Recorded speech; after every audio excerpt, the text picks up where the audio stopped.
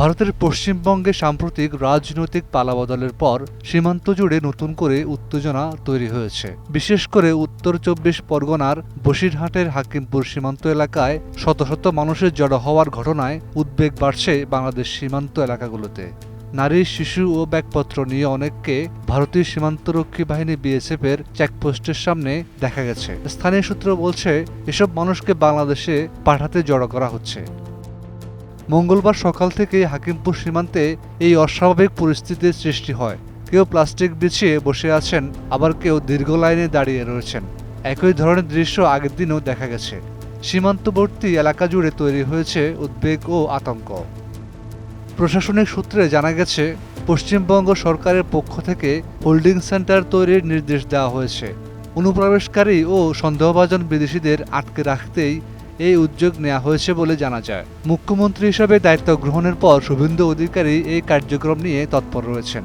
সম্প্রতি তিনি সাংবাদিকদের বলেন, নাগরিকত্ব সংশোধনী আইনের আওতায় না থাকা ব্যক্তিদের চিহ্নিত করে বিএসএফের হাতে তুলে দেওয়া হবে এবং তাদের নিজ নিজ দেশে ফেরত পাঠানো হবে। এমন ঘোষণার পর বাংলাদেশ সীমান্তে যেন কাউকে জোরপূর্বক ঠেলে পাঠানো না হয়, সেই বিষয়ে কঠোর অবস্থান নিয়েছে বর্ডার গার্ড বাংলাদেশ বিজিবি।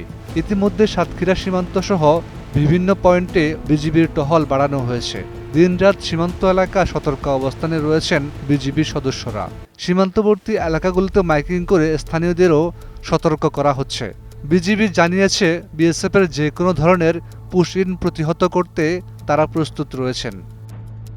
সার্বিক পরিস্থিতি নিয়ে লেফটেন্যান্ট কর্নেল কাজী আশিকুর রহমান বলেন, বিএসএফ অবৈধভাবে লোকজনকে ঠেলে দেওয়ার চেষ্টা করা সীমান্ত এলাকায় উত্তেজনা সৃষ্টি হয়েছে। বিজিবি সদস্যরা কঠোর নজরদারি চালাচ্ছেন, গভীর রাতেও টহল অব্যাহত রয়েছে। এদিকে ঈদের পরদিনও সীমান্ত এলাকায় নিরাপত্তা ব্যবস্থা আরও জোরদার করা হয়েছে।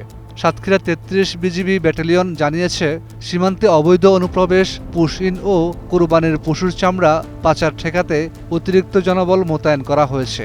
অনেক বিজিবি সদস্য ঈদের ছুটি বাতিল করে সীমান্তে দায়িত্ব পালন করছেন। যে কোনো ধরনের অপতৎপরতা মোকাবেলায় বিজিবি সর্বোচ্চ সতর্ক অবস্থানে রয়েছে। ডেস্ক রিপোর্ট, একুশে টেলিভিশন।